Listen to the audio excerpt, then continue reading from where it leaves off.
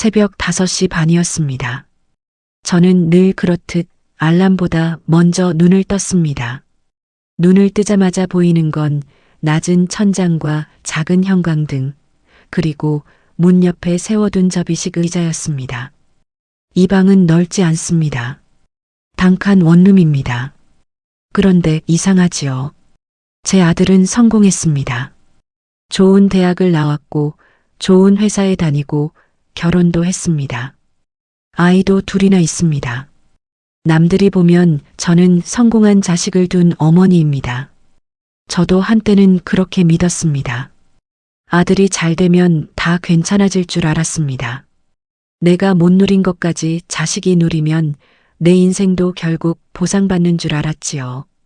그래서 저는 학원비를 위해 새벽 일을 했고 등록금을 위해 적금을 깼고 내 노후보다 자식의 미래를 먼저 붙잡았습니다.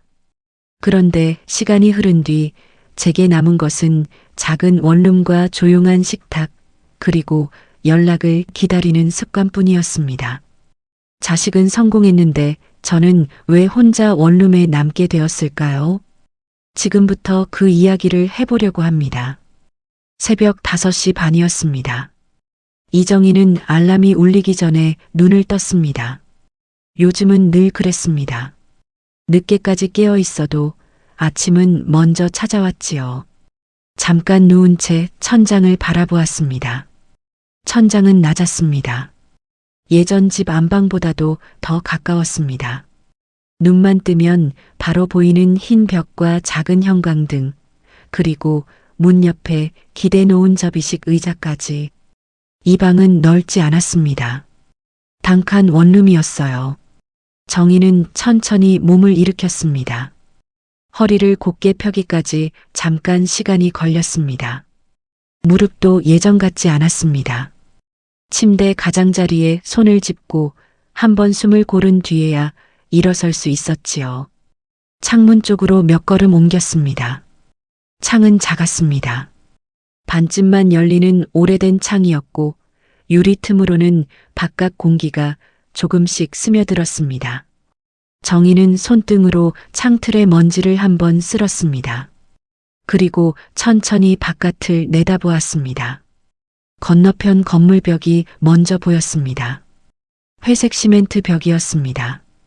벽 중간쯤에는 작은 환풍기 하나가 돌아가고 있었고 아래쪽 골목에는 분리수거 봉투가 몇 개 놓여 있었습니다. 이른 시간이어서 사람은 없었습니다. 대신 멀리서 빵집 셔터 올리는 소리가 들렸습니다. 오토바이 한 대가 지나가는 소리도 났습니다. 그 소리를 듣고 있으면 하루가 또 시작된다는 것을 알 수 있었습니다. 정희는 창문을 조금 더 열었습니다. 차가운 공기가 방 안으로 들어왔습니다. 그 공기를 들이마실 때마다 늘 같은 생각이 들었습니다. 오늘도 별일 없이 지나가면 좋겠다는 생각. 이 나이가 되면 큰 기쁨보다 무사한 하루가 더 간절해지지요. 방 안은 단출했습니다. 작은 침대 하나, 전자레인지가 올라가 있는 낮은 수납장 하나, 벽 쪽에 붙인 2인용 접이식 식탁 하나, 그 위에는 약봉지와 컵 2개, 전기포트가 놓여 있었습니다. 싱크대는 방문 옆에 바짝 붙어 있었고 욕실 문은 하나만 열어도 방 안이 꽉 찬 듯한 느낌을 주었습니다. 짐은 많지 않았습니다. 많이 줄였기 때문입니다. 줄이고 또 줄이다 보니 남은 것만 남았지요. 그런데도 정희는 가끔 이 방 안을 둘러보다가 이상하게 놓을 곳보다 둘 마음이 더 없다는 기분을 느끼곤 했습니다. 전기포트에 물을 붓고 스위치를 눌렀습니다. 작은 소음이 방 안에 퍼졌습니다. 정희는 그동안 싱크대에 어젯밤 씻어둔 컵을 한번 헹궜습니다. 보리차 티백을 넣고 물을 따랐습니다. 뜨거운 김이 컵 위로 가만히 올라왔습니다. 그 김을 보고 있으면 마음이 조금 누그러졌습니다. 누가 보기에 별것 아닌 장면이어도 혼자 사는 사람에게는 이런 사소한 순서가 하루를 붙잡아주기도 합니다. 보리차를 식탁 위에 올려두고 약봉지를 펼쳤습니다. 혈압약, 위장약, 관절약.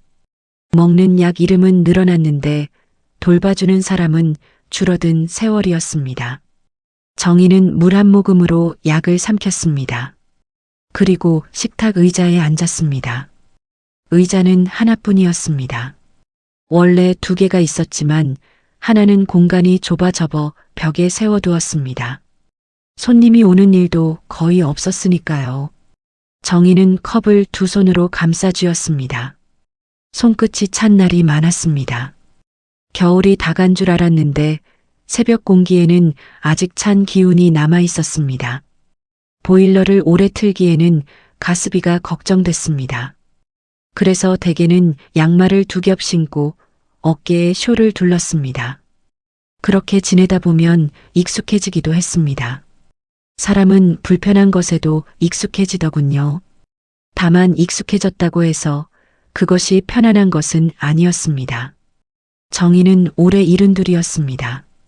젊어서는 자신이 이렇게 작은 방에서 혼자 아침을 맞게 될 거라고 생각해 본 적이 없었습니다. 그 시절의 정희는 늘 바빴습니다.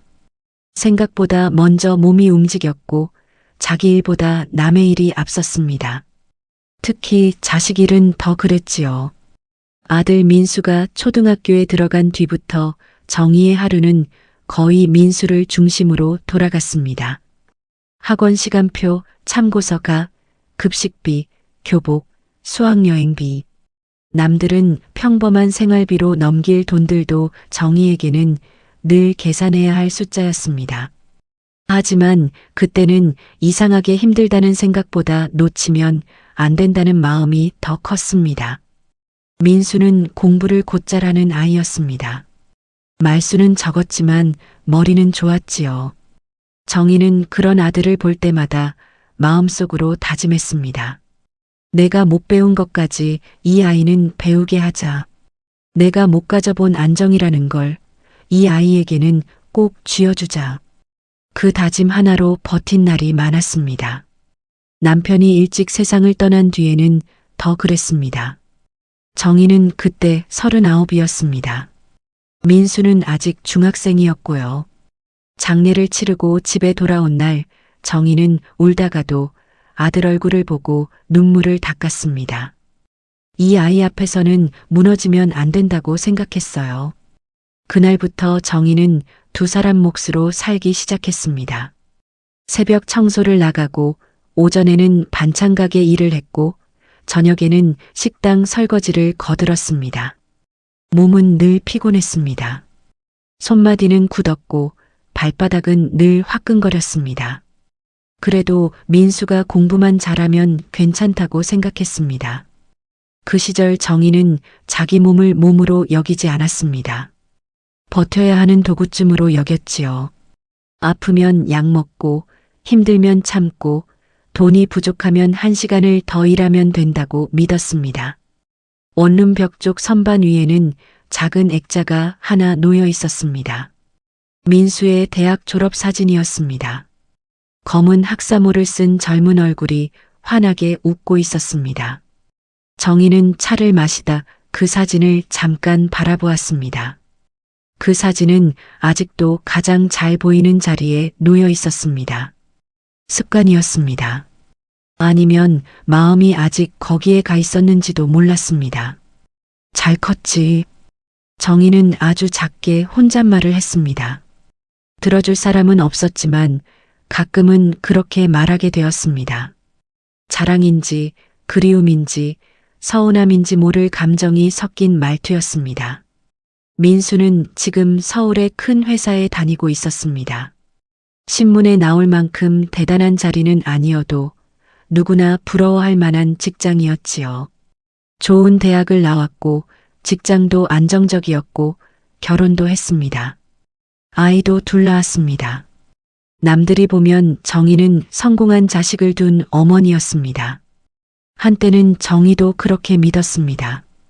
아들이 잘 되면 다 되는 줄 알았습니다. 자식이 제자리만 찾으면 부모의 고생은 저절로 정리되는 줄 알았어요. 하지만 삶은 꼭 그렇게 정리되지는 않았습니다. 정희는 자리에서 일어나 싱크대 아래쪽 서랍을 열었습니다. 쌀이 거의 바닥나 있었습니다. 남은 양으로 이틀은 버틸 수 있을 것 같았습니다. 냉장고 안에는 김치 조금, 두부 반모, 계란 3알, 멸치볶음이 있었습니다. 그 정도면 오늘 하루는 먹을 수 있었습니다. 정희는 냉장고 문을 닫고 메모지를 하나 꺼냈습니다. 시장에 가면 사야 할 것을 적었습니다. 대파, 두부, 우유, 약국에서 파는 파스. 글씨는 작고 반듯했습니다. 젊을 때보다 손이 떨려도 적을 건 적어두는 버릇은 그대로 남아 있었습니다. 잠시 뒤 휴대전화를 들여다보았습니다. 화면에는 별다른 알림이 없었습니다. 광고 문자 하나와 카드사 안내 메시지 하나가 전부였습니다. 정희는 별일 아니라는 듯 화면을 끄고 식탁 위에 내려놓았습니다. 하지만 손이 바로 떨어지지는 않았습니다. 조금 더 기다리는 듯한 모양이 되었다가 그제야 천천히 돌아섰습니다. 민수는 바쁜 사람이었습니다. 정희는 늘 그렇게 생각했습니다. 회사 일도 있을 것이고 아이들도 어릴 테고 집안 살림도 만만치 않을 것이라고. 그러니 먼저 연락을 자주 못하는 것도 이해하려 했습니다. 요즘 세상은 다 바쁘지요. 젊은 사람들은 더 그렇고요. 정희는 누구에게나 그렇게 말했습니다. 그리고 대개는 그 말을 자신에게도 했습니다. 서운함이 올라올 때마다 이해가 먼저 오도록 마음을 밀어 넣었습니다. 그러나 어떤 날은 그렇게 눌러둔 마음이 아주 작게 움직일 때가 있었습니다. 오늘이 조금 그랬습니다. 별다른 이유가 있었던 것은 아니었습니다. 다만 새벽부터 괜히 가슴 한쪽이 가라앉아 있었습니다. 누가 무슨 말을 한 것도 아닌데 오래된 먼지가 살짝 들리는 것처럼 마음 한켠이 불안했습니다. 정희는 앞치마를 둘렀습니다. 아침으로 죽을 끓일까 하다가 그냥 밥 반 공기에 김치만 꺼내 먹기로 했습니다. 혼자 먹는 밥상은 점점 단순해졌습니다. 예전처럼 상을 차릴 이유도 함께 먹을 사람도 없었으니까요. 밥을 전자레인지에 데우고 식탁에 앉았습니다. 숟가락을 들었다가 잠깐 멈췄습니다. 맞은편 벽에 비친 자기 그림자가 유난히 작아 보였습니다. 그때 휴대전화가 짧게 울렸습니다. 정희는 바로 고개를 들었습니다. 화면에는 민수 이름이 떠 있지 않았습니다. 동네 복지관 안내 문자였습니다. 무료 건강 상담 일정이 적혀 있었습니다. 정희는 그 문자를 한참 들여다보다가 지웠습니다. 그리고 다시 밥을 한 숟갈 떴습니다. 겉으로는 아주 평범한 아침이었습니다. 작은 방, 따뜻하지도 차갑지도 않은 햇빛, 식탁 위 보리차, 반쯤 남은 약봉지, 그리고 조용한 밥 한 끼. 그런데도 정희는 알 수 없는 기분을 떨칠 수 없었습니다. 마치 오래전 잘 닫아두었다고 믿었던 문이 안 보이는 틈으로 조금씩 벌어지고 있는 것 같은 느낌이었습니다. 아직 무슨 일이 일어난 것은 아니었습니다. 하지만 무너지기 전에 조용함이라는 것이 있지요. 정희는 그 조용함 속에 앉아 있었습니다. 창밖에서는 아침 햇빛이 점점 선명해지고 있었습니다. 골목도 조금씩 밝아졌습니다. 그런데 이상하게도 정희의 마음속에서는 하루가 밝아지는 소리보다 어떤 오래된 불안이 먼저 깨어나는 것 같았습니다. 그때만 해도 정희는 몰랐습니다. 자식을 위해 다 쓴 세월이 이제는 자신에게 무엇으로 돌아오고 있는지, 그리고 이 조용한 아침이 그 질문을 정면으로 마주하게 되는 시작이라는 것을요. 며칠 뒤였습니다. 이정희는 아침 일찍 병원에 다녀왔습니다. 허리 통증이 며칠째 가라앉지 않았기 때문입니다.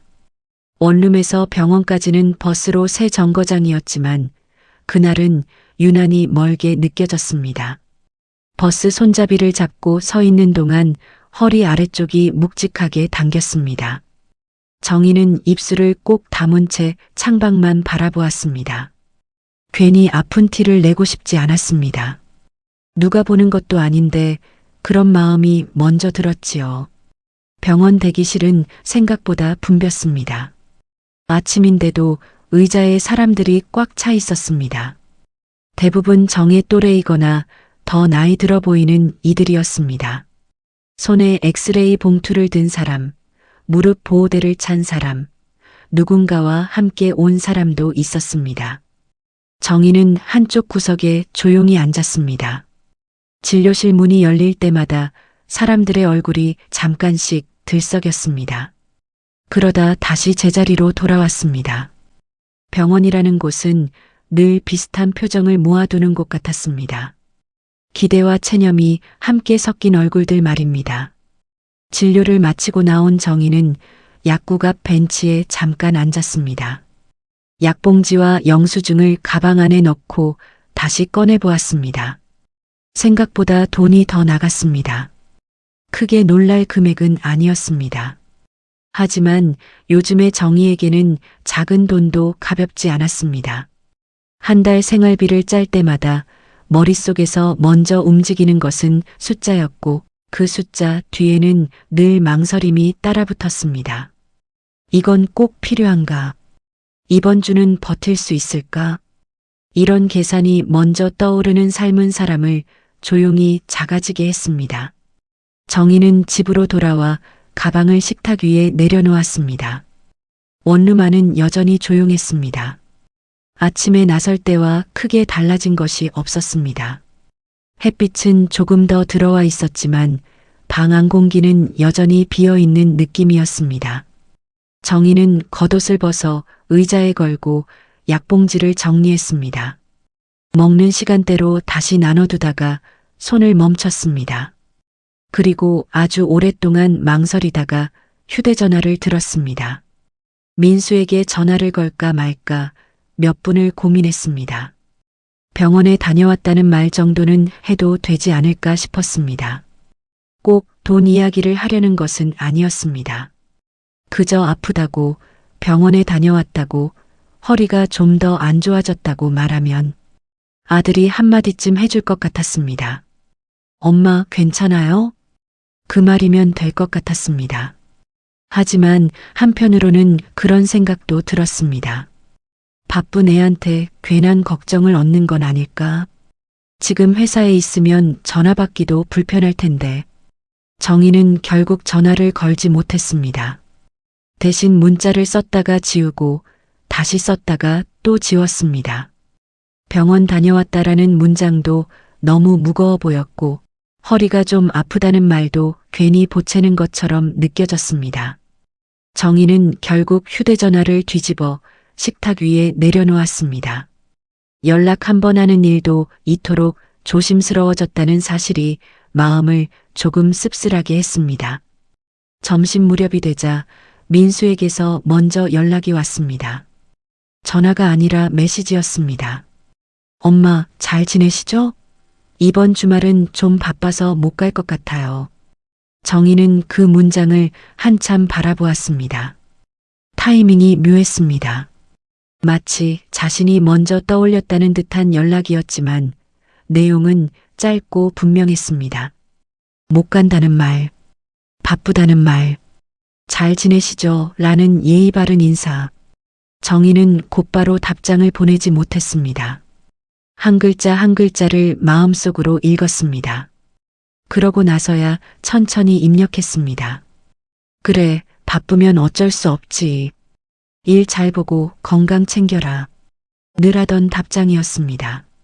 서운함은 빼고 이해만 남긴 말. 민수는 곧바로 답장을 보내지 않았습니다. 정희도 더 쓰지 않았습니다.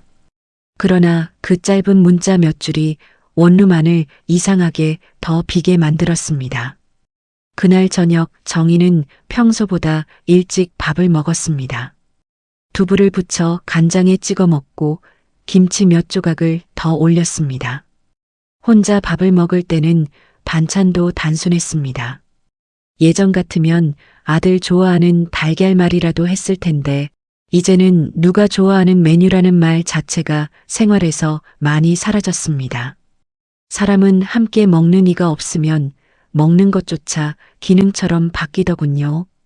식사를 마친 뒤 정희는 오래된 서랍에서 통장을 꺼냈습니다.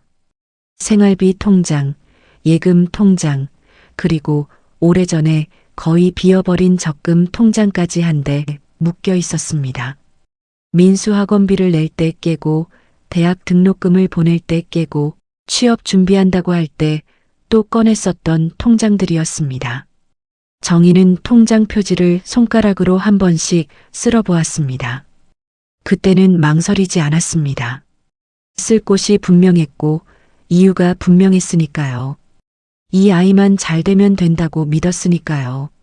그런데 지금 손에 쥔 통장은 너무 가벼웠습니다. 무게보다 마음이 먼저 가벼워진 듯한 느낌이었습니다. 남은 숫자를 보며 정희는 조용히 한숨을 쉬었습니다. 예전에는 괜찮다고 말할 수 있었던 액수가 이제는 이걸로 얼마나 버틸 수 있나를 생각하게 만드는 숫자가 되어 있었습니다. 다음 날 오후 집주인에게서 전화가 왔습니다. 계약 갱신 이야기를 해야 한다는 연락이었습니다. 정희는 원룸 계약 만료일이 아직 좀 남았다고 생각했는데 막상 날짜를 들으니 금세 현실이 되었습니다. 집주인은 목소리를 낮추지도 높이지도 않았습니다. 그저 요즘 시세가 올라서 보증금을 조금 더 올려야 할 것 같다고 말했습니다. 말투는 공손했지만 내용은 단단했습니다. 아주 많이는 아닙니다.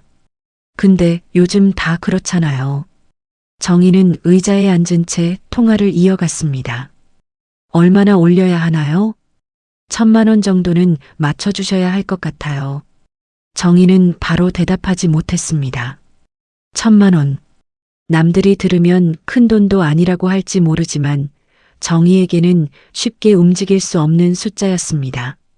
손에 쥔 약봉지보다, 통장 잔고보다, 남은 삶보다 더 무겁게 느껴졌습니다. 제가 좀 생각해보고 다시 말씀드릴게요. 전화를 끊고 나서도 정희는 한참 가만히 앉아 있었습니다. 방 안이 갑자기 더 좁아진 것 같았습니다. 침대, 식탁, 서랍장, 작은 싱크대. 익숙하던 것들이 순간적으로 낯설어졌습니다. 이 방조차 지키기 어려울 수 있다는 생각이 들자 다리가 잠깐 힘을 잃는 듯 했습니다. 그날 저녁 정희는 결국 민수에게 전화를 걸었습니다. 몇 번의 신호음 끝에 전화가 연결되었습니다. 엄마. 민수의 목소리에는 놀람보다는 급한 기색이 먼저 담겨 있었습니다. 주변이 조금 시끄러운 것으로 보아 밖에 있는 모양이었습니다. 바쁘니? 정희가 먼저 물었습니다. 아니요, 괜찮아요. 무슨 일이에요? 정희는 그 말에 잠깐 안도했습니다. 괜찮다는 말이 고마웠습니다. 그래서 더 조심스러워졌습니다. 별건 아니다. 그냥 집 계약이 좀 남아서. 계약이요? 보증금을 좀 올려달라네. 민수는 잠시 말이 없었습니다. 정희는 그 짧은 침묵이 길게 느껴졌습니다. 얼마나요? 1,000만 원 정도. 다시 잠깐 침묵이 흘렀습니다. 멀리서 아이 목소리 같은 것이 들렸습니다. 그리고 누군가 민수를 부르는 듯한 소리도 들렸습니다.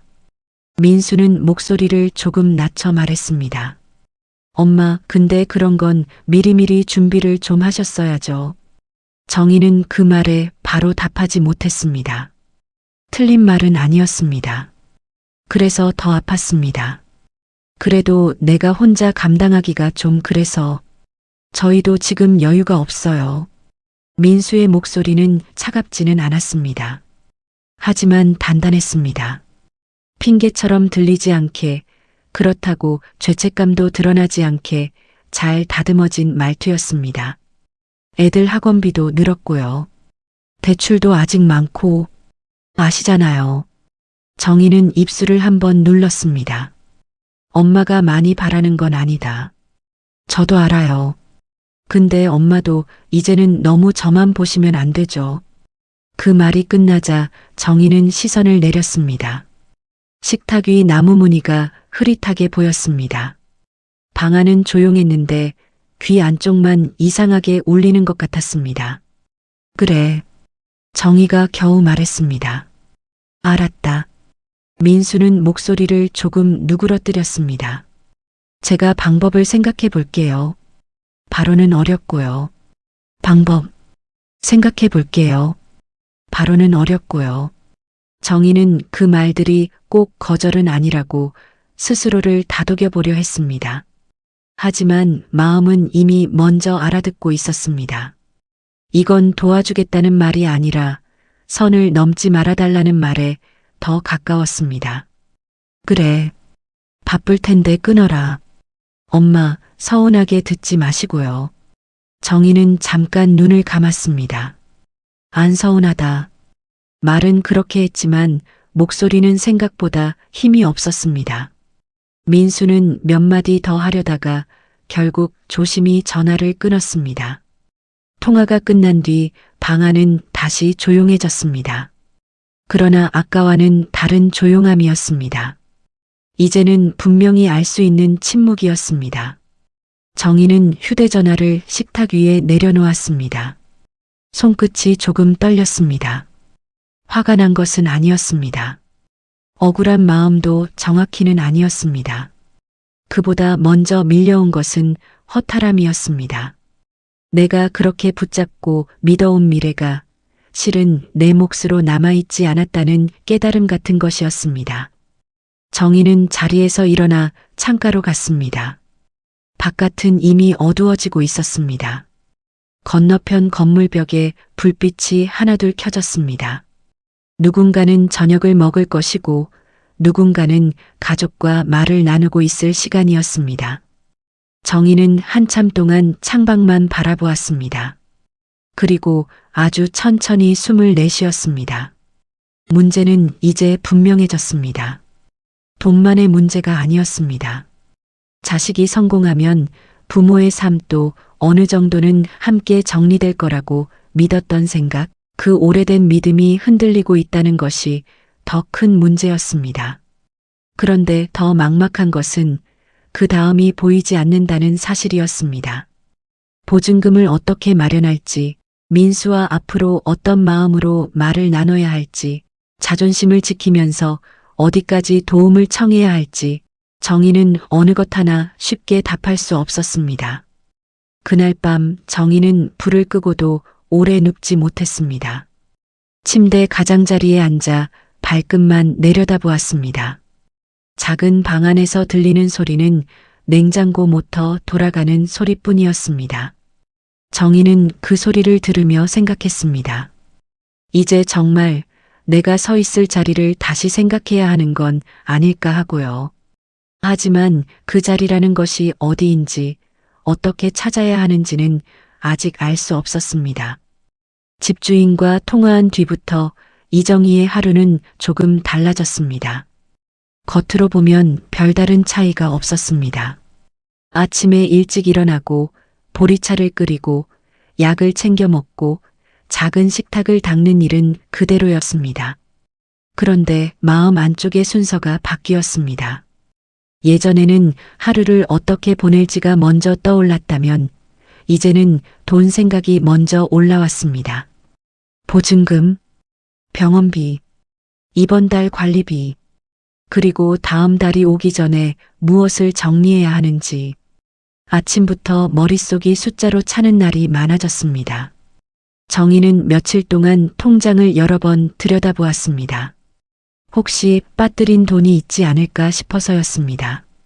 예전에 넣어둔 적금이 남아있지는 않은지 해지하고 잊은 보험금이 혹시 아직 묶여있지는 않은지 오래된 통장까지 하나씩 펼쳐보았습니다. 그러나 숫자는 사람을 실망시키는데 아주 정직했습니다. 없으면 없는 대로, 부족하면 부족한 대로 또렷하게 드러났지요. 정희는 펜으로 계산을 하다가 몇 번이나 손을 멈췄습니다. 계산기를 두드리는 소리만 방 안에 작게 울렸습니다. 한 번은 장롱 서랍 깊숙이 넣어둔 봉투를 꺼내 보았습니다. 예전에 혹시 몰라 따로 빼둔 비상금이었습니다. 봉투 안에는 생각보다 적은 돈이 들어 있었습니다. 정희는 잠깐 눈을 감았습니다. 그 돈까지 합쳐도 1,000만 원이라는 숫자에는 한참 모자랐습니다. 그제야 실감이 났습니다. 이건 아끼고 참는다고 해결될 문제가 아니라는 사실이요. 정희는 그날 오후 동네 은행에 갔습니다. 혹시 적은 금액이라도 대출이 가능한지 알아보려는 마음이었습니다. 은행 안은 조용했습니다. 번호표를 뽑고 기다리는 동안 정희는 손에 쥔 가방 끝만 만지작거렸습니다. 순서가 되어 창구 앞에 앉았을 때 직원은 친절한 얼굴로 서류를 훑어보았습니다. 정희는 괜히 목소리를 낮췄습니다. 제가 보증금을 조금 더 올려야 해서요. 직원은 몇 가지를 물었습니다. 소득이 어떻게 되는지, 담보가 있는지, 같이 보증을 서줄 가족이 있는지.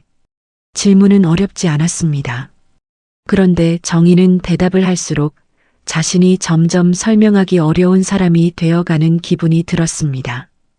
고정된 수입은 연금이 전부였습니다. 담보는 없었습니다. 가족은 있었지만 있다고 해서 바로 도움이 되는 것은 아니었습니다. 직원은 한참 화면을 보다가 말했습니다. 어머니 조건으로는 쉽지가 않습니다. 정희는 잠깐 고개를 끄덕였습니다. 아, 그래요. 소액으로도 좀 어렵고요. 혹시 가족분이 같이 들어오시거나 보증 관련 서류가 있으면 다시 볼 수는 있습니다. 가족분. 그 말이 정희 귀에 오래 남았습니다. 민수 이름을 다시 꺼내야 한다는 뜻처럼 들렸기 때문입니다. 정희는 의자에서 일어나며 억지로 웃었습니다. 알겠습니다. 괜히 번거롭게 했네요. 아닙니다, 어머니. 직원은 끝까지 예의를 지켰습니다. 하지만 정희는 은행 문을 나서는 순간 얼굴이 조금 굳었습니다. 누가 무안을 준 것도 아니었습니다. 그런데도 발걸음이 가벼워지지 않았습니다. 이 사회에서는 나이 든 사람이 혼자 감당해야 하는 문제가 생각보다 많고 그 문제들 앞에서 혼자는 너무 쉽게 약한 쪽이 된다는 걸 새삼 느끼게 되었습니다. 은행에서 나와 정희는 잠깐 벤치에 앉았습니다. 주머니에서 작은 수첩을 꺼냈습니다. 해볼 수 있는 방법을 적어보려는 마음이었습니다. 통장 정리, 은행 상담, 집주인과 날짜 조율, 민수와 다시 이야기. 그러나 네 번째 줄에서 펜이 멈췄습니다. 민수와 다시 이야기. 그 문장을 쓰는 순간 마음이 먼저 막혔습니다. 며칠 뒤 민수에게서 전화가 왔습니다. 정희가 먼저 전화한 것은 아니었습니다. 저녁 준비를 하던 시간이었습니다. 냄비에 국을 데우고 있는데 휴대전화가 울렸습니다. 정희는 손을 닫고 전화를 받았습니다. 엄마. 민수의 목소리는 전보다 조금 누그러져 있었습니다. 응. 지난번에 얘기하신 거요. 제가 집사람하고도 얘기해 봤는데. 정희는 냄비불을 약하게 줄였습니다. 듣기 전부터 몸이 조금 굳었습니다. 그래. 저희도 지금 진짜 빠듯해서 큰 돈은 못 도와드릴 것 같아요. 정희는 가만히 서 있었습니다. 민수는 말을 이었습니다. 조금 보태드리는 건 생각해 볼 수 있는데 보증금 전체를 저희가 책임지는 건 무리예요. 보태드리는 것. 그 말은 분명 배려처럼 들렸지만 동시에 선을 분명히 긋는 말이기도 했습니다. 정희는 한참 말이 없었습니다. 민수가 먼저 물었습니다. 엄마, 듣고 계세요? 응, 듣고 있다. 목소리가 생각보다 가늘게 나왔습니다. 엄마도 너무 무리하지 마시고 요즘은 작은 데도 많잖아요. 조금 더 저렴한 데로 알아보시는 게 낫지 않을까요? 정희는 냄비 뚜껑 위로 올라오는 김을 멍하니 보았습니다. 작은데, 저렴한데, 지금 사는 곳도 결코 넉넉한 집은 아니었습니다. 그런데 여기보다 더 작은 곳, 더 불편한 곳을 다시 생각해야 한다는 뜻이었습니다. 민수야. 정희가 조용히 불렀습니다. 네. 엄마가 너한테 큰 걸 바라는 건 아니다. 민수는 바로 대답하지 않았습니다. 그 침묵이 짧았지만 길게 느껴졌습니다. 저도 알아요. 그런데도 이렇게 말해야 하는 게 엄마도 쉽지 않다. 민수는 한숨 비슷한 숨을 내쉬었습니다. 엄마, 저를 너무 나쁘게 생각하지는 마세요. 그 말에 정희의 손이 천천히 내려갔습니다. 누가 누구를 나쁘게 생각하고 있는 걸까? 정희는 그 질문을 입 밖에 내지 않았습니다. 됐다. 알았다. 제가 조금은 보낼게요. 많이는 못해도. 그래. 정희는 더 말하지 않았습니다. 민수도 더 붙잡지 않았습니다. 전화는 그렇게 끝났습니다.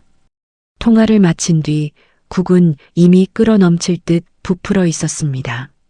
정희는 급히 불을 껐습니다. 손잡이를 잡은 손끝에 힘이 잘 들어가지 않았습니다. 작은 부엌과 식탁 사이의 거리도 이상하게 멀게 느껴졌습니다. 그날 밤 정희는 오래된 전화번호부를 꺼냈습니다. 이제는 연락하지 않는 사람들 이름도 많이 적혀 있었습니다. 친정 쪽 먼 친척, 예전에 같이 일하던 사람, 아이들 키울 때 알던 학부모들. 혹시 누군가에게 잠깐이라도 도움을 청할 수 있을까 싶었습니다. 하지만 이름을 하나씩 보다 보면 금세 손이 멈췄습니다. 언제 본지도 모르는 사람에게 돈 이야기를 꺼내는 일은 단순히 어려운 일이 아니라 마음을 더 닳게 하는 일이었습니다. 정희는 번호부를 덮었습니다. 현실은 언제나 생각보다 좁았고 기대할 수 있는 사람은 점점 적었습니다. 며칠 뒤에는 집주인과 다시 마주 앉았습니다. 건물 1층 부동산 사무실 구석이었습니다. 집주인은 나쁜 사람처럼 보이지 않았습니다. 오히려 차분한 얼굴이었습니다. 하지만 차분한 표정으로 하는 말도 듣는 사람에게는 날카로울 수 있었습니다. 어머니, 저도 사정이 있습니다. 정희는 두 손을 무릎 위에 얹고 앉아 있었습니다. 조금만 더 깎아주시면 안 될까요? 집주인은 고개를 저었습니다. 제가 다른 세입자랑 형평성도 있고요. 요즘은 다 올라서 어쩔 수가 없습니다. 부동산 중개인이 중간에서 말을 보탰습니다. 다른 동네도 한번 같이 보실까요? 예산 맞추면 조금 더 작은 데는 있을 수 있어요. 더 작은데. 그 말이 다시 나왔습니다. 정희는 시선을 아래로 떨궜습니다. 자신의 선택지가 점점 같은 방향으로만 몰리고 있다는 느낌이 들었습니다. 버틸 돈이 없으면 공간을 줄여야 하고, 공간을 줄이면 삶도 더 줄어들고, 그런데 그 줄어드는 삶을 붙잡아 줄 사람은 결국 자기 자신뿐이었습니다. 정희는 부동산에서 나와 골목을 천천히 걸었습니다. 바람이 조금 차가웠습니다. 계절은 바뀌고 있는데 마음은 더 움츠러들고 있었습니다. 길을 걷다 보니 동네 작은 마트 앞에 과일이 진열돼 있었습니다.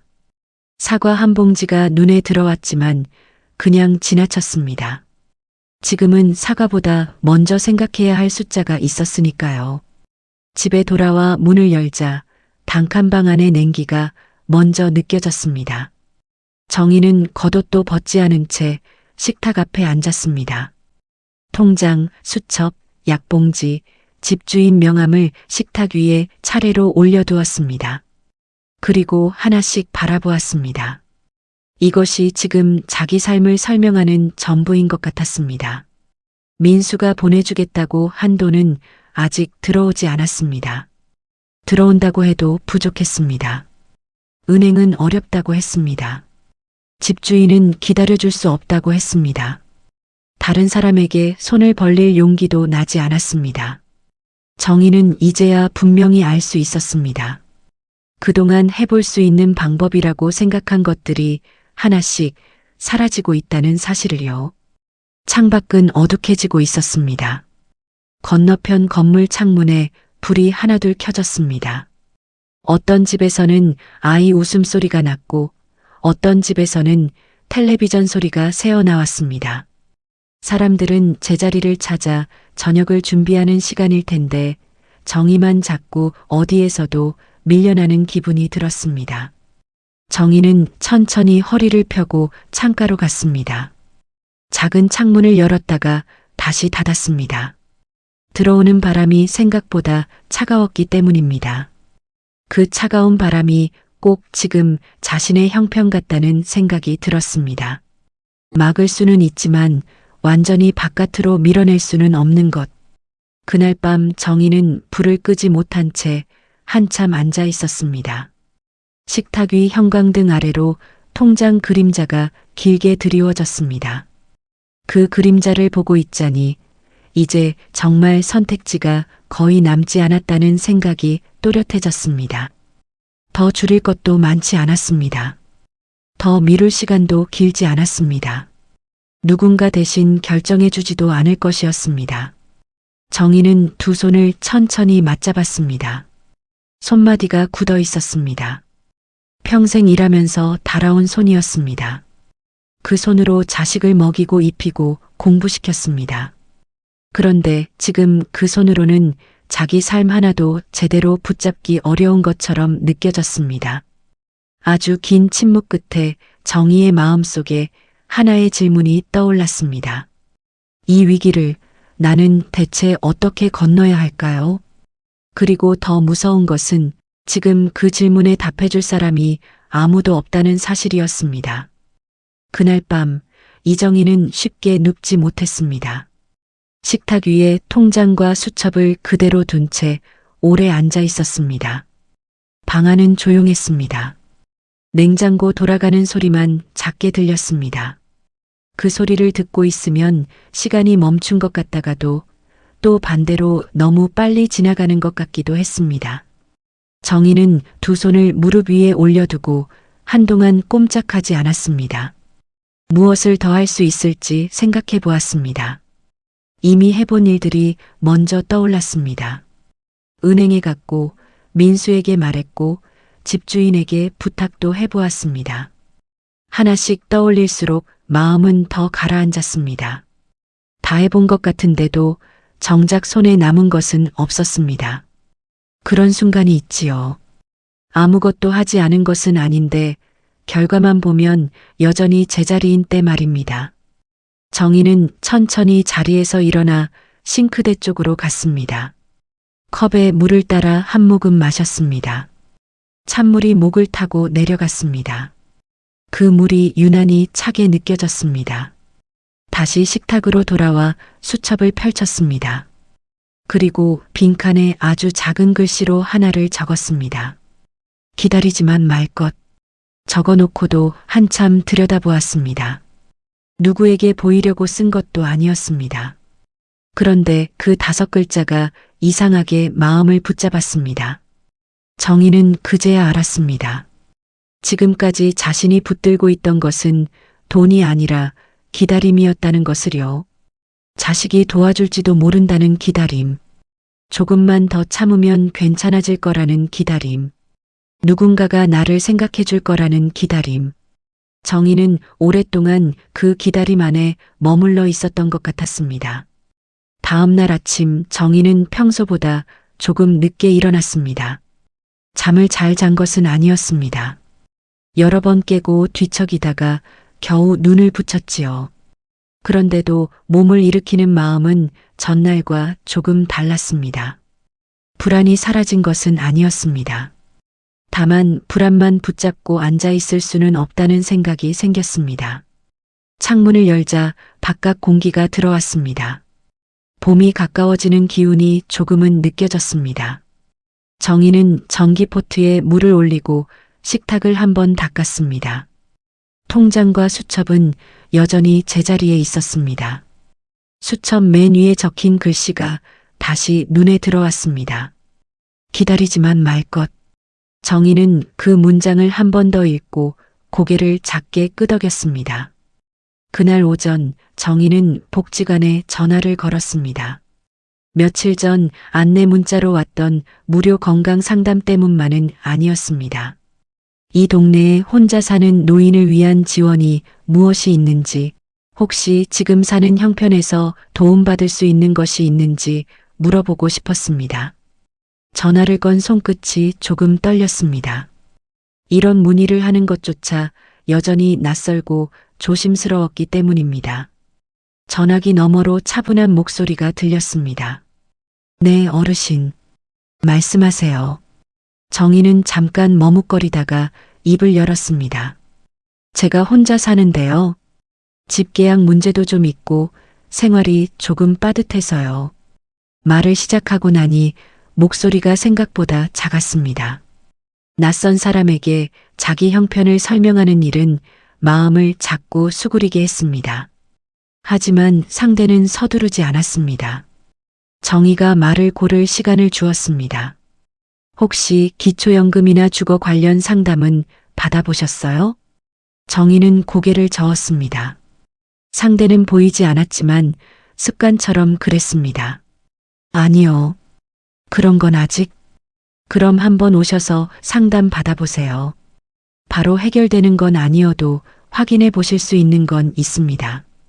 바로 해결되는 건 아니어도. 그 말이 이상하게 정희에게는 위로처럼 들렸습니다. 기적을 약속하는 말이 아니라서 오히려 믿을 수 있었습니다. 정희는 방문 가능한 날짜와 시간을 메모했습니다. 전화를 끊고 나서도 한동안 그대로 앉아 있었습니다. 방 안은 여전히 좁았고 돈 문제도 그대로였고 집주인의 연락이 늦춰진 것도 아니었습니다. 그런데도 마음속에 아주 작은 틈이 생긴 것 같았습니다. 그 틈으로 숨이 조금 들어오는 느낌이었습니다.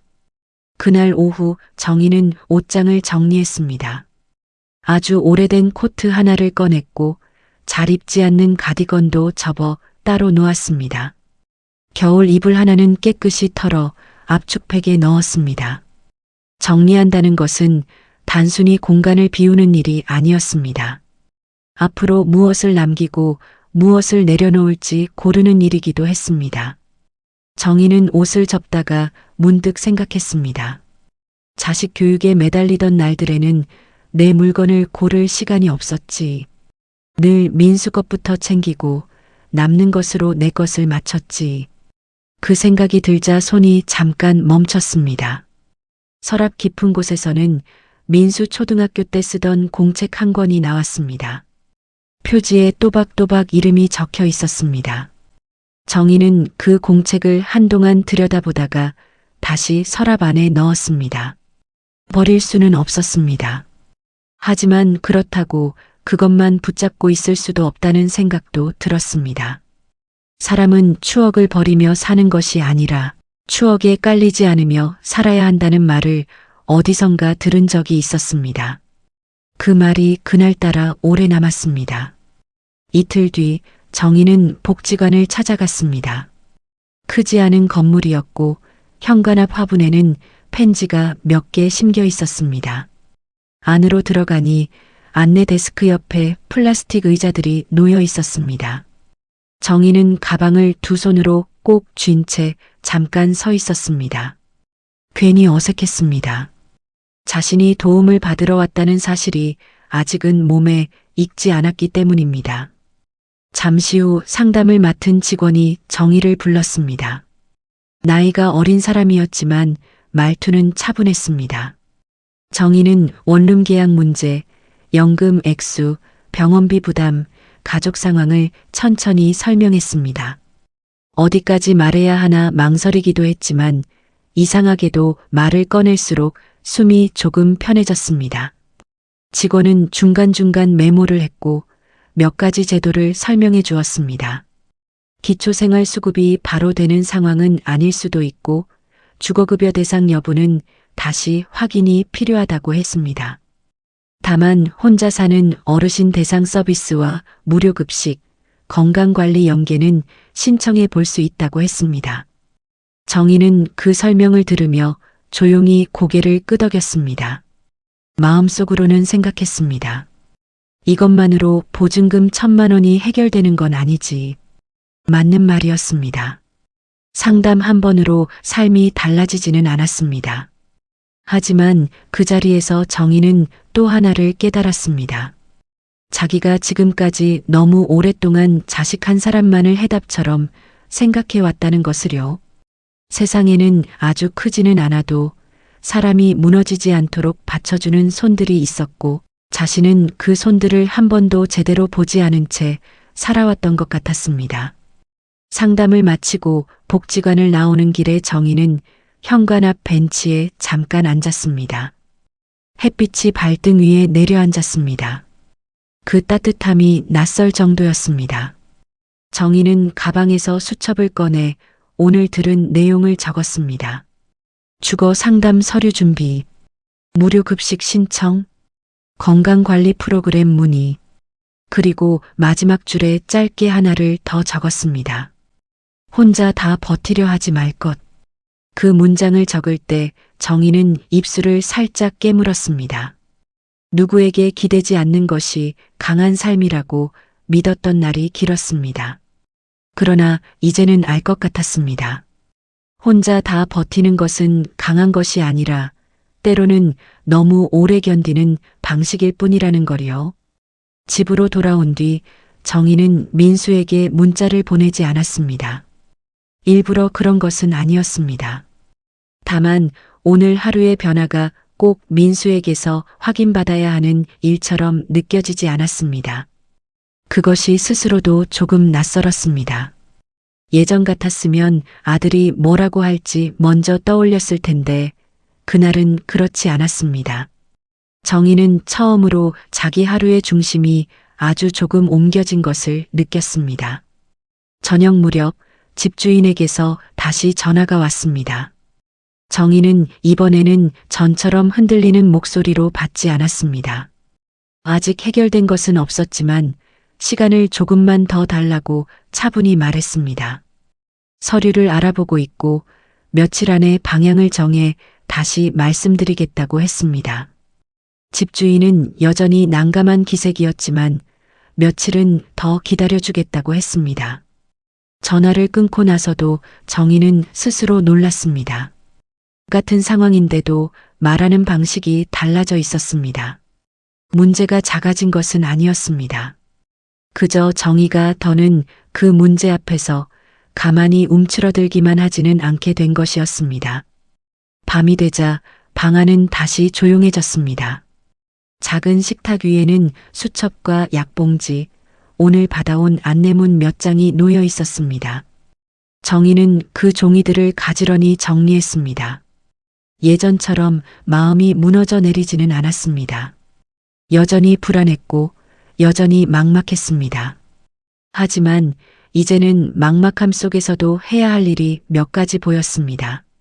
그 차이는 작아 보여도 컸습니다. 완전히 해결된 것은 아무것도 없었습니다. 보증금 문제도 남아 있었습니다. 민수와의 거리도 그대로였습니다. 지금 사는 방을 계속 지킬 수 있을지조차 확실하지 않았습니다. 그런데도 정희는 알 수 있었습니다. 어제와 오늘이 같지 않다는 것을요. 사람이 어떤 위기에서 벗어나는 첫걸음은 어쩌면 거창한 해답이 아니라 더는 같은 자리에서 같은 방식으로만 기다리지 않겠다고 마음먹는 일인지도 몰랐습니다. 정희는 잠자리에 들기 전 창문을 조금 열었습니다. 바깥 바람이 천천히 들어왔습니다. 그리고 아주 작은 목소리로 누구에게 들려주려는 것도 아닌 말 한마디를 꺼냈습니다. 이제는 나도 나를 좀 봐야겠구나. 그 말은 다짐이라기보다 확인에 가까웠습니다. 그러나 정희는 알고 있었습니다. 바로 그 확인이 자기 삶의 방향을 조금씩 바꾸기 시작하는 첫 번째 문장이라는 것을요. 복지관에 다녀온 뒤부터 이정희의 하루에는 아주 작은 순서가 하나 더 생겼습니다. 예전처럼 아침에 일어나 보리차를 끓이고 약을 챙겨 먹는 일은 같았습니다. 창문을 열어 바깥 공기를 들이고 식탁을 닦고 남은 반찬을 살피는 습관도 그대로였습니다. 그런데 거기에 하나가 더해졌습니다. 수첩을 펴보는 일이었습니다. 그날 해야 할 일, 챙겨야 할 서류, 물어봐야 할 것들을 적어두고 하나씩 확인하는 일이 생겼지요. 대단한 변화는 아니었습니다. 누가 보면 그게 무슨 차이냐고 할지도 몰랐습니다. 하지만 정희에게는 컸습니다. 그 전까지의 하루가 그저 버티는 하루였다면 이제는 아주 조금이라도 움직이는 하루가 되었기 때문입니다. 여전히 불안은 있었습니다.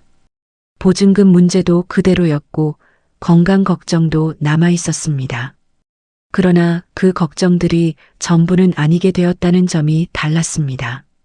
정희는 복지관에서 안내받은 서류를 다시 확인했습니다. 주민등록 등본, 임대차 계약서 사본, 연금 수령 내역. 예전 같으면 이런 종이 몇 장만 봐도 마음이 먼저 답답해졌을 텐데 이번에는 천천히 순서를 따라가 보기로 했습니다. 모르는 것은 다시 물으면 된다고, 처음부터 다 알 수는 없는 것이라고 스스로에게 말했습니다. 그 말은 생각보다 도움이 되었습니다. 사람은 누구나 나이 들면 배우는 속도가 늦어진다고 말하지만 사실 더 큰 문제는 늦어진 속도가 아니라 시작하기 전에 먼저 움츠러드는 마음인지도 모릅니다. 이틀 뒤 정희는 다시 복지관을 찾았습니다. 이번에는 전보다 덜 어색했습니다. 현관 앞 화분도 눈에 익었고 안내 데스크에 앉아있는 직원 얼굴도 처음만큼 낯설지 않았습니다. 상담실로 들어가 의자에 앉자 지난번에 만났던 직원이 반갑게 인사를 했습니다. 어르신 오셨어요. 정희는 조심스럽게 서류 봉투를 내밀었습니다. 이거 가져오라 해서요. 빠진 건 없는지 모르겠네요. 직원은 봉투를 받아 하나씩 펼쳐보았습니다. 정희는 두 손을 무릎 위에 가지런히 올려놓고 그 모습을 지켜보았습니다. 종이 넘어가는 소리만 잠깐 들렸습니다. 잘 준비해 오셨어요.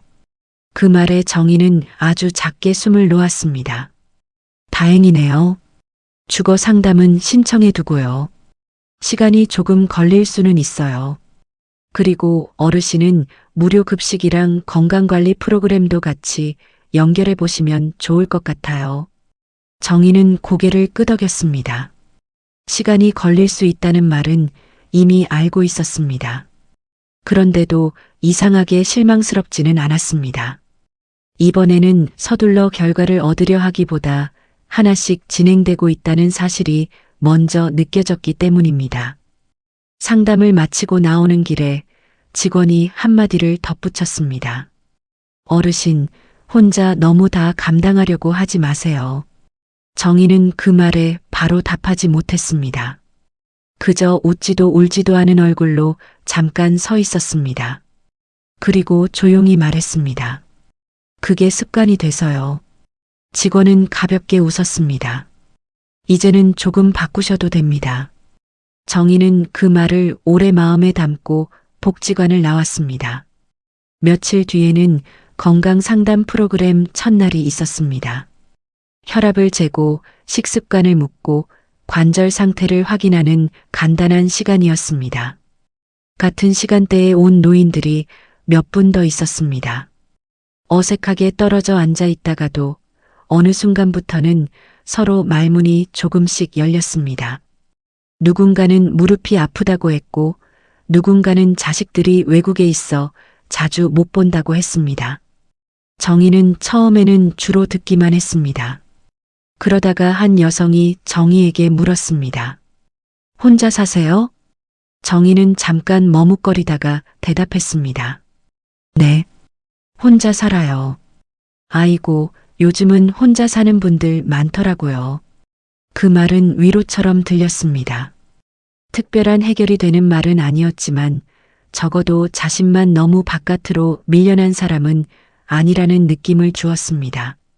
정희는 그 여성과 함께 복지관 밖까지 걸어 나왔습니다. 골목 모퉁이에서 헤어질 때 여성이 말했습니다. 다음 주에도 오실 거죠? 정희는 잠깐 생각하다가 고개를 끄덕였습니다.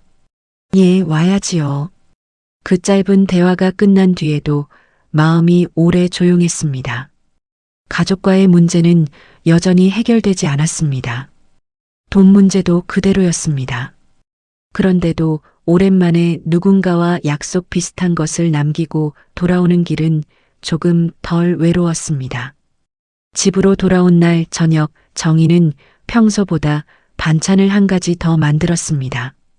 어묵볶음을 작은 팬에 볶았습니다.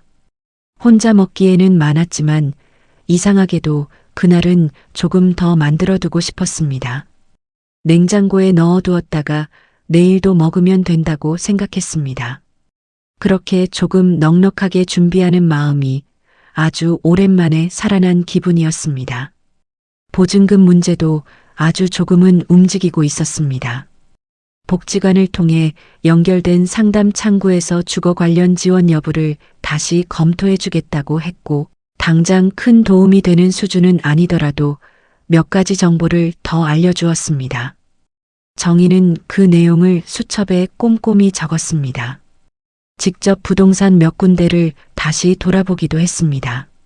지금보다 더 넓고 좋은 곳은 아니었습니다.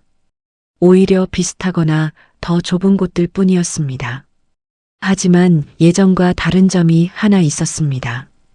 이번에는 단순히 쫓기듯 둘러보는 것이 아니라 자신이 감당할 수 있는 선에서 무엇을 선택할지 따져보고 있었다는 점입니다. 그 과정에서 정희는 집주인과도 다시 이야기를 나누었습니다. 이번에는 목소리가 예전보다 덜 흔들렸습니다. 제가 지원 여부를 알아보고 있습니다. 조금만 시간 더 주시면 안 될까요? 집주인은 여전히 조심스러운 태도였습니다. 어머니, 저도 무한정 기다릴 수는 없어요. 정희는 고개를 끄덕였습니다. 알아요. 그래서 더 미루진 않겠습니다. 날짜 안에는 방향 정해서 말씀드릴게요. 그 말은 정희 자신에게도 낯설었습니다. 전에는 부탁만 했고 미안하다는 말이 먼저 나왔습니다. 이제는 미안한 마음이 없어졌다는 뜻이 아니었습니다. 다만 자기 일에 대해 스스로 책임 있게 말하려는 태도가 조금 생긴 것이었습니다. 아주 작은 차이였지만 그 차이는 사람의 자세를 바꾸어 놓았습니다. 민수와의 관계에도 아주 미세한 변화가 생겼습니다. 크게 달라진 것은 아니었습니다. 정희는 여전히 먼저 전화하지 않았고 민수도 전처럼 자주 연락하지는 않았습니다. 다만 어느 날 저녁 민수에게서 메시지가 왔습니다. 엄마, 지난번에 제가 말이 좀 차갑게 들렸을 수도 있을 것 같아요. 죄송해요. 정희는 그 문장을 한참 바라보았습니다. 짧은 메시지였습니다. 그 안에 모든 마음이 다 담겨 있는 것도 아니었습니다. 그래도 정희는 그 문장에서 예의 이상의 어떤 것을 느꼈습니다. 민수도 자기 방식대로 마음이 불편했구나 하는 정도의 깨달음이었습니다. 정희는 바로 답장을 보내지 않았습니다. 차를 한 모금 마시고 창밖을 한번 보고 다시 화면을 들여다본 뒤에야 천천히 입력했습니다. 나도 서운한 마음이 없었다고는 못하겠다. 그래도 너도 형편이 있겠지. 알겠다. 보내고 나니 마음이 조금 무거웠습니다. 혹시 너무 차갑게 들렸을까 싶기도 했습니다. 그런데 잠시 뒤 민수에게서 답장이 왔습니다. 엄마 마음 이해해요. 그리고 제가 너무 당연하게 생각한 것도 있는 것 같아요. 정희는 그 문장을 보고 오래 생각했습니다. 당연하게 생각했다는 말. 바로 그 말이 정희 마음에 남았습니다. 사실은 오랫동안 자신도 그렇게 살아왔다는 생각이 들었기 때문입니다. 자식을 위해 다하는 것은 당연하다고, 부모는 원래 그런 것이라고, 자기 삶은 뒤로 미뤄도 괜찮다고, 그 당연함이 너무 길어져 여기까지 온 것인지도 몰랐습니다. 정희는 짧게 답했습니다. 이제는 너도 내 삶 잘 챙기고 나도 내 쪽을 좀 챙기마. 이번에는 민수가 바로 전화를 걸어왔습니다. 정희는 잠깐 망설이다가 받았습니다. 엄마, 민수의 목소리는 낮고 조심스러웠습니다. 응. 그때 제가 너무 제 형편만 생각했어요.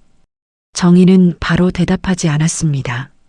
그래도 엄마가 그동안 얼마나 애쓴 건 알아요. 그 말에 정희는 손에 쥔 전화기를 조금 더 단단히 붙들었습니다. 인정받고 싶어서 기다린 말은 아니었습니다. 그런데도 막상 듣고 나니 마음 어딘가가 아주 천천히 풀리는 느낌이 들었습니다. 알면 됐다. 정희가 조용히 말했습니다. 민수는 숨을 한번 고르고 말을 이었습니다. 그리고 고마워요, 엄마. 감사하다는 말. 그 말은 늦었지만 가볍지 않았습니다. 정희는 그 말에 바로 울지 않았습니다. 웃지도 않았습니다. 다만 식탁에 놓인 빈 컵을 바라보며 한동안 말을 잇지 못했습니다. 그래. 결국 정희가 한 말은 그 한마디뿐이었습니다. 길게 이야기하지 않아도 되는 순간이 있지요. 오히려 짧아야 더 진심으로 남는 말도 있습니다. 통화를 마친 뒤 정희는 컵에 다시 따뜻한 물을 부었습니다. 창밖은 이미 어두워지고 있었습니다. 건너편 건물 창문에 불빛이 하나둘 켜졌습니다. 그 풍경은 전과 다르지 않았습니다. 방도 여전히 작았고 보증금 문제도 아직 완전히 해결된 것은 아니었습니다. 그러나 분명히 달라진 것이 있었습니다. 정희의 마음속에 조금은 안정된 자리가 생기고 있다는 점이었습니다. 관계가 갑자기 좋아진 것은 아니었습니다. 민수와 모든 오해가 풀린 것도 아니었습니다. 앞으로도 서운한 순간은 있을 것입니다. 다만 이번에는 정희도 알고 있었습니다. 기다리기만 하는 사람으로 남지 않아도 된다는 것을. 그리고 민수 역시 아주 늦게나마 어머니의 시간을 조금은 돌아보기 시작했다는 것을요. 정희는 수첩을 펼쳐 그날 날짜 아래에 짧게 적었습니다.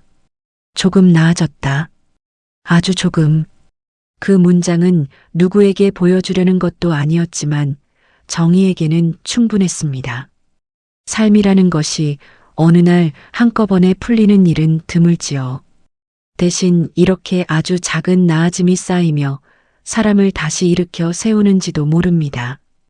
그날 밤 정희는 불을 끄기 전에 식탁 위를 한번 정리했습니다. 수첩을 덮고 약봉지를 맞춰놓고 컵을 싱크대에 가져다 두었습니다. 손끝의 동작이 전보다 조금 가벼웠습니다.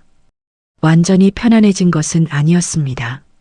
그래도 이제는 내일을 조금 덜 두려워해도 될 것 같았습니다. 그 정도면 지금의 정희에게는 충분히 큰 변화였습니다. 계절이 한 번 더 바뀌고 나서야 이정희는 자기 삶의 결이 조금 달라졌다는 것을 또렷하게 느꼈습니다. 예전에도 아침은 왔습니다. 창문 틈으로 빛이 들어왔고 전기포트는 같은 자리에 있었고 식탁 위 컵도 늘 거기 있었습니다. 그런데도 마음의 방향은 달라져 있었습니다. 전에는 하루가 버티는 시간이었다면 이제는 살아내는 시간이 되어가고 있었습니다. 크게 달라진 것은 없었습니다. 방은 여전히 작았고 통장은 넉넉하지 않았고 몸도 예전 같지 않았습니다. 그래도 정희는 알고 있었습니다.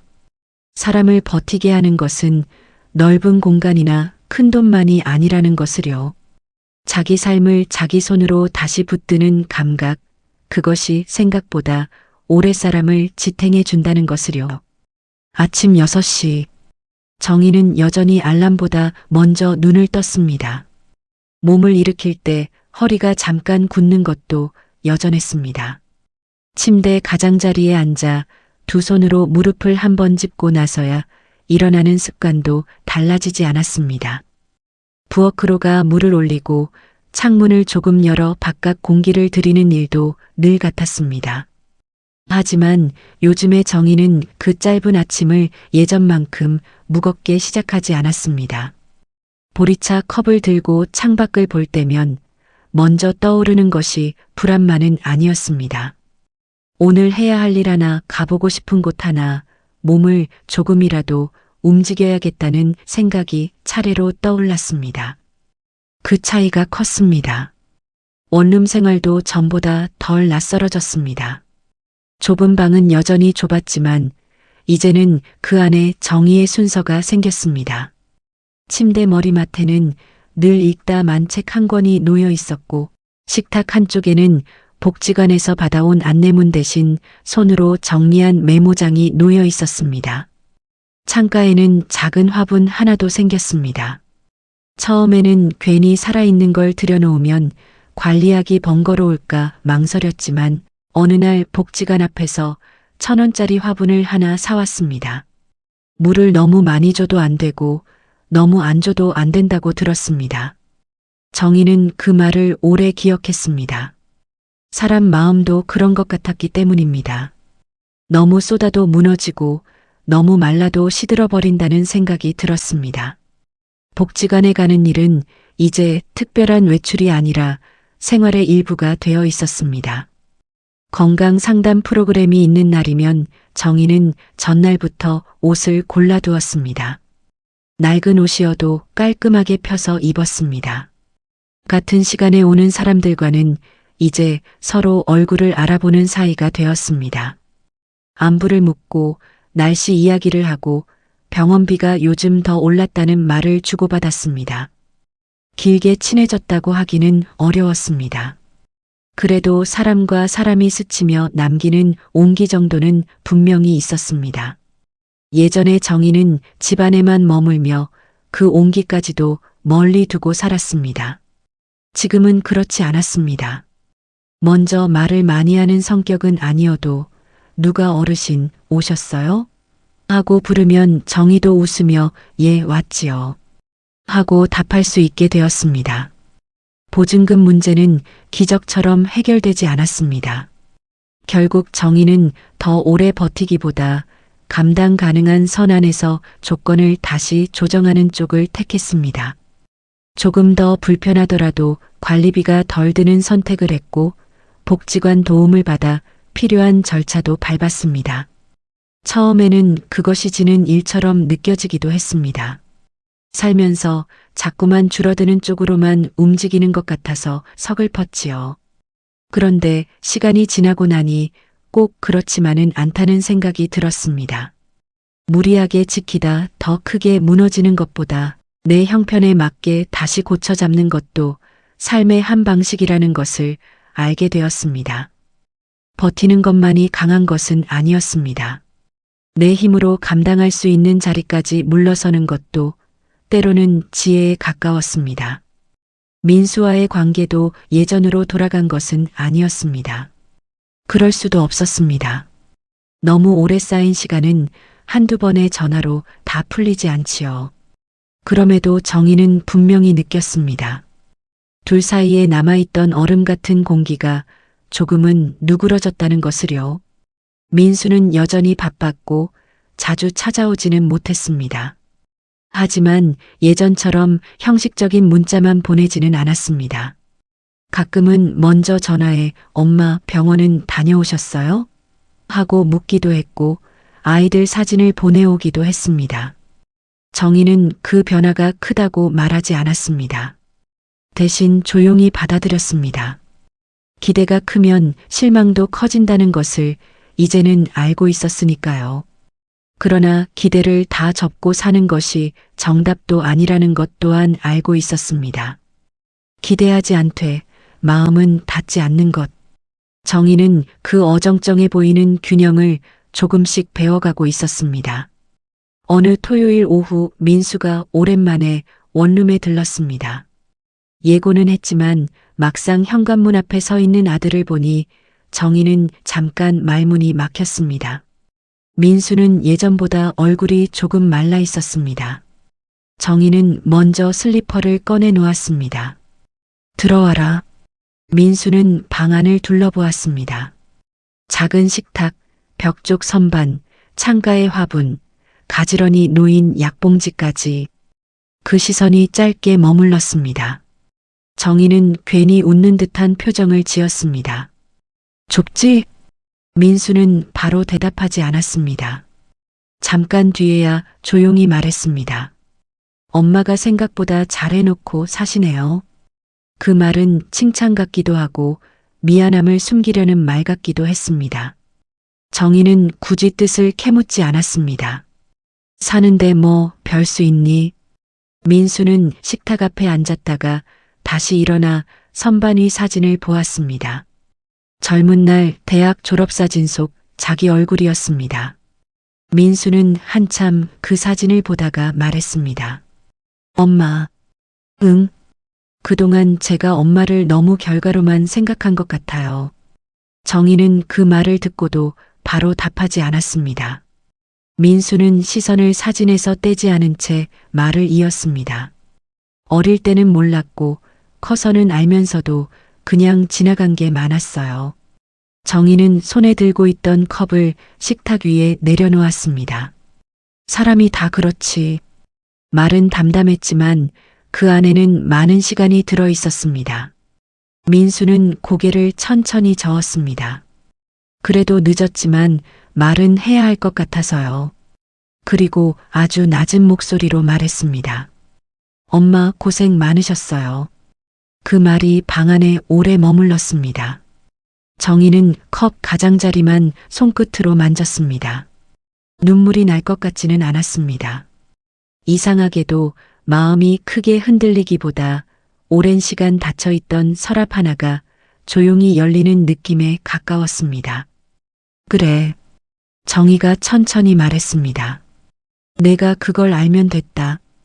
민수는 자리로 돌아와 앉았습니다.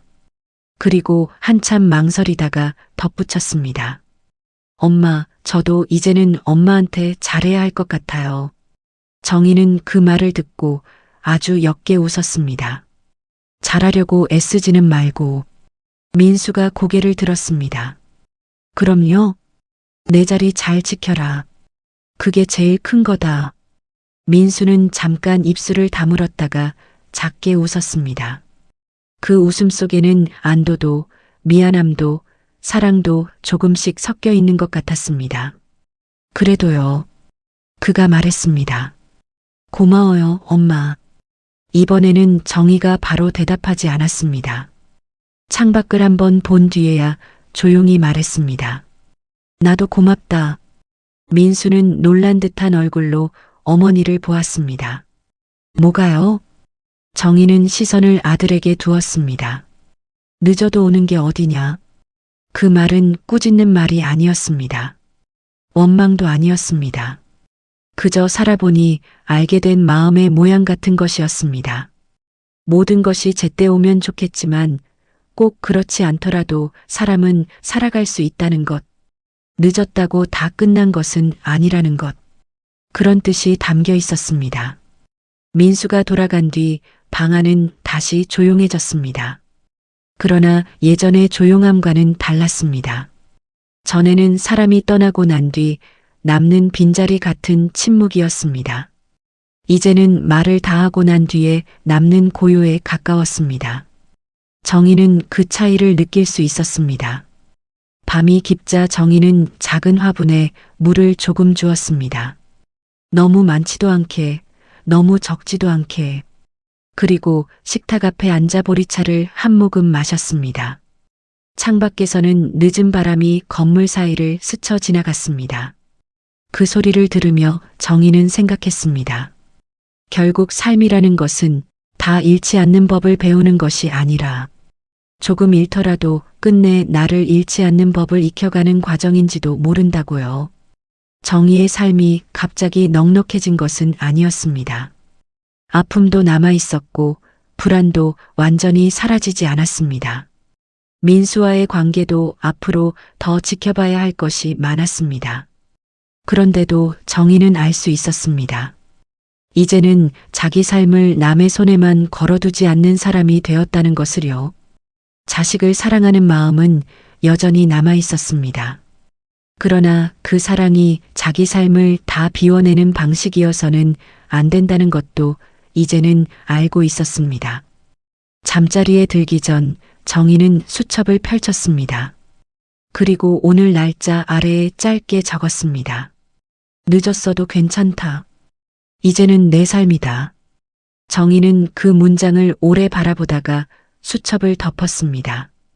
불을 끄고 누웠을 때 천장은 여전히 낮았고 방은 여전히 작았습니다. 그런데도 마음은 전보다 훨씬 넓었습니다. 사람의 자리는 꼭 큰 집안에만 있는 것이 아니었습니다. 누구에게 기대지 않아도 무너지지 않는 마음 속에도 분명 한 사람 몫의 자리가 있었습니다.